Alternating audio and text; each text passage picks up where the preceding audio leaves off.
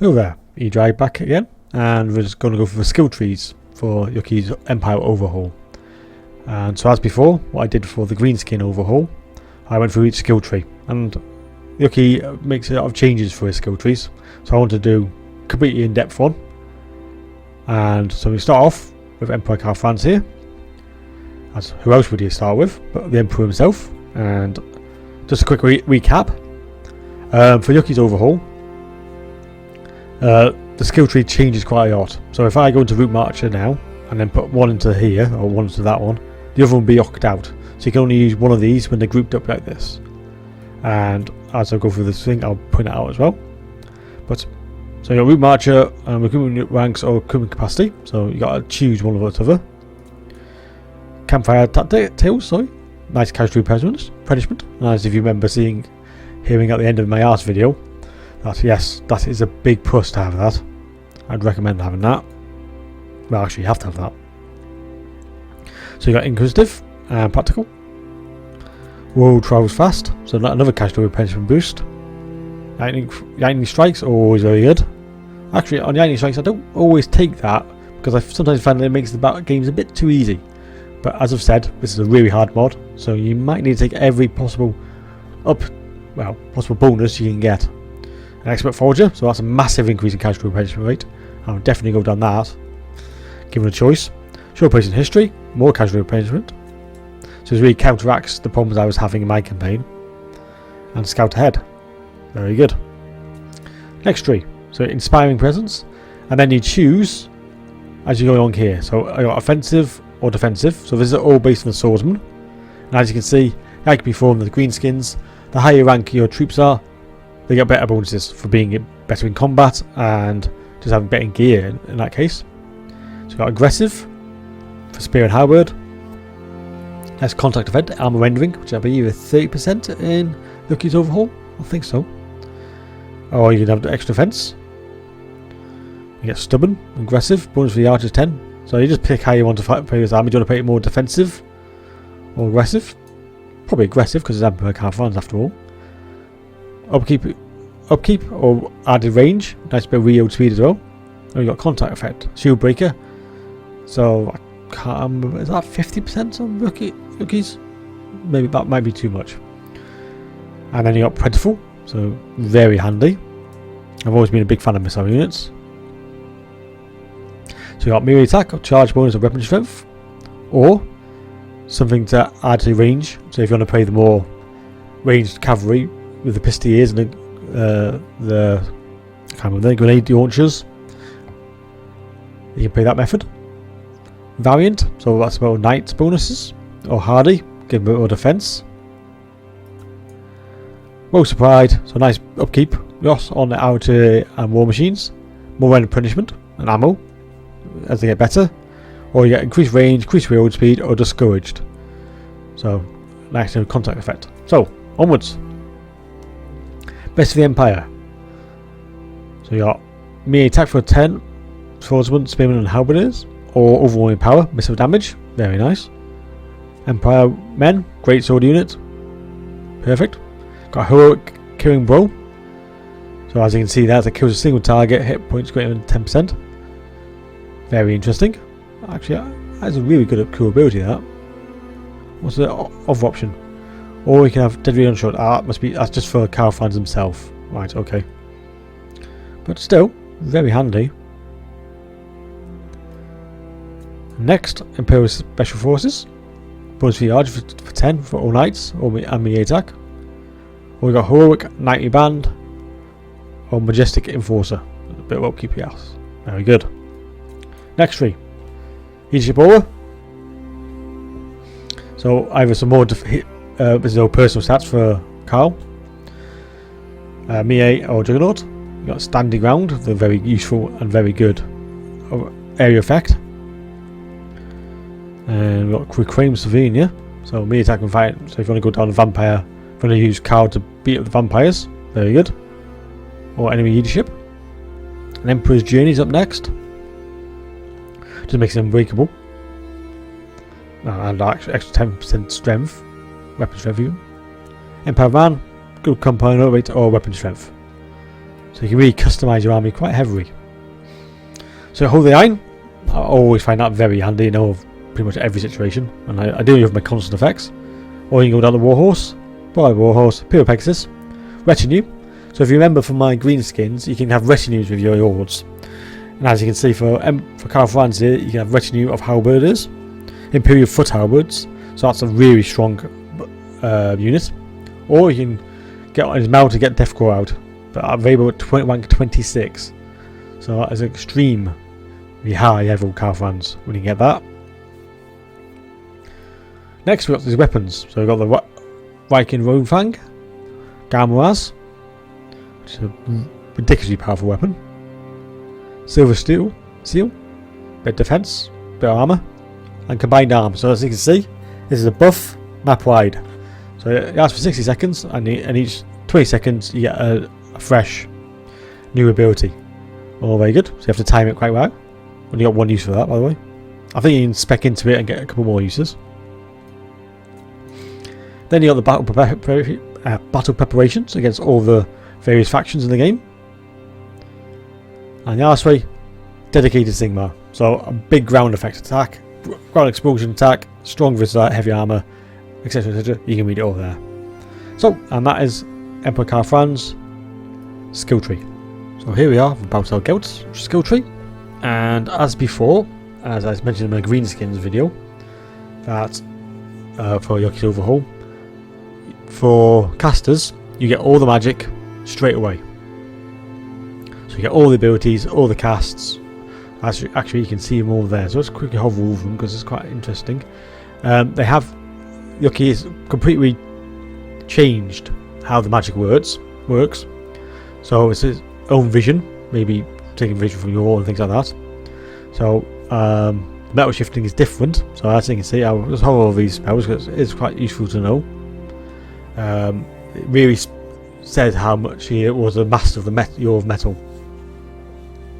So a big bonus there. As you notice that impaled ability, nice 50% armor, very good. And you got that destroying armor to last for the entire battle on one enemy, technically destroying his army. So very powerful, but does last the entire army, entire fight. And just make sure you cast that quite early on a particularly heavy unit like a Chosen or something similar.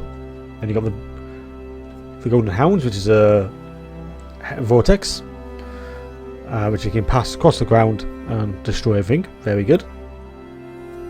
Crystal Robe speaks for itself. Nice bit of melee defense and armor. Final Transmutation.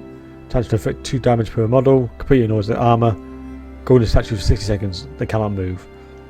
Highly powerful, but have you got that spell? 30 magic it costs to cast that. In comparison, that's only 14, 12, 11, and 7. So that is a really expensive spell, so you have to use that wisely. And then you've got Transmutation yet, another highly expensive spell, and only one use, so remember to check these uses out as I go through them. That one has only got one use, and I believe this one has only got one use as well. Yes, it has. So 31 wings of magic, and it's effect range map wide, and the target from miles away. So very expensive, very good though.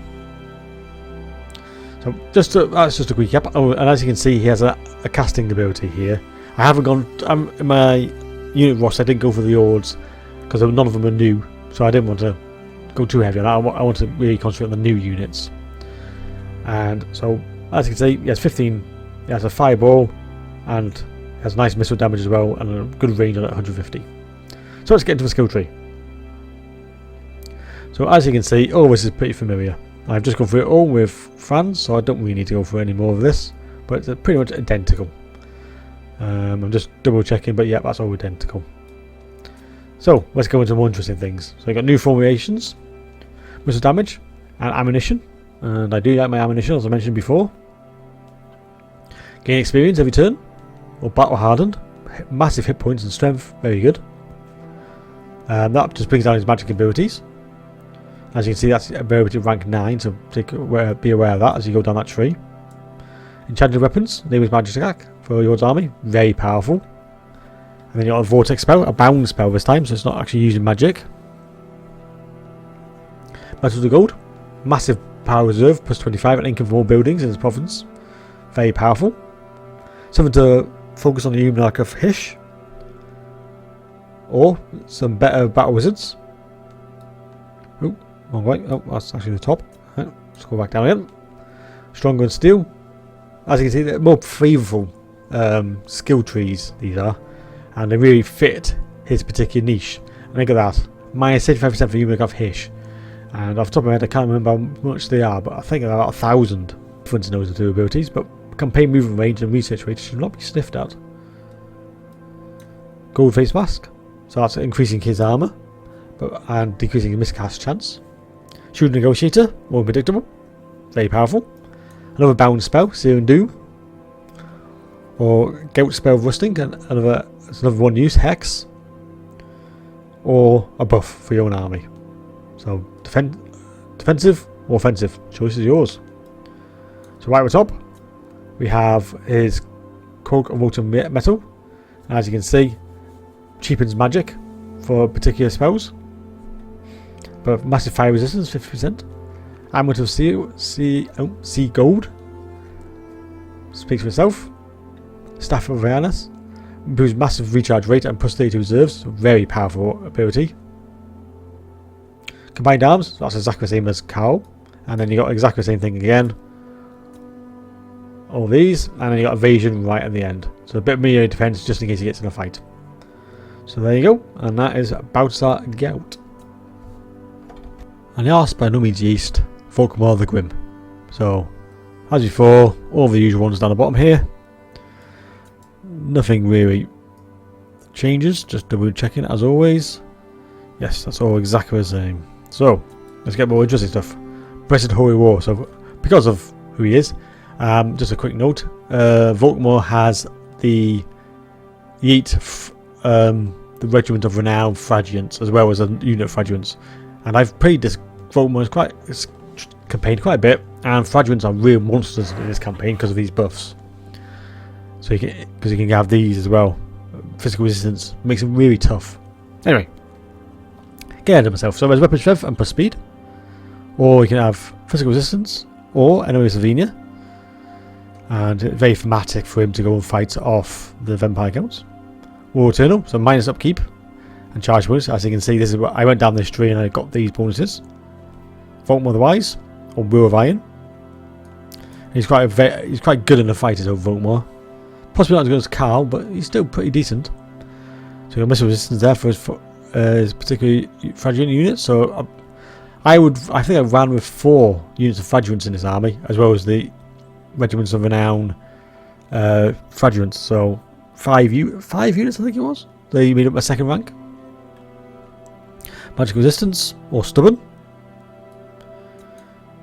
Hero of the Empire, so a bit of casualty replacement and some armor buffs. I usually make them quite attacking, but up to you. Heretic Hunter. Hero capacity of Warrior Priests. Warrior Priests are very good. I like Warrior Priests. Fragile gain contact offense stunned on the old army. Just brilliant. And you got Warrior Priest gain ability Guardian Order and minus 100% for Warrior Priest, your army. So you could have run with a really thematic 2 Warrior Priests, few units of Fragilants. It really is quite flexible with this tree. Strength for Sigmar, Constant Purge, or Grand Theologinist. All very handy.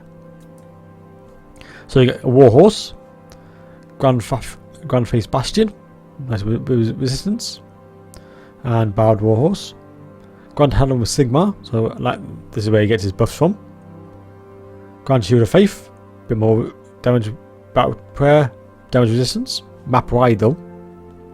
And Grand Soul Fire, so a massive cast.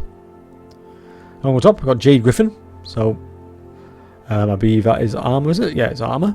Very nice. Restores 15 per second, very good. Staff for Command, as you can see, very powerful, adds magic attacks. Nice leadership or bonus, which is really good. Combined arms again, so we can skip all that. Skip all these because you know what they are. Dedicated to Sigma, even. So a nice big strong attack, and of course his War Order of Sigma, and that gets his mount at level 26. And that's the quick run through Vampire of the Grims. So I'll end the video there. Thanks for watching, and I hope to see you in the next video.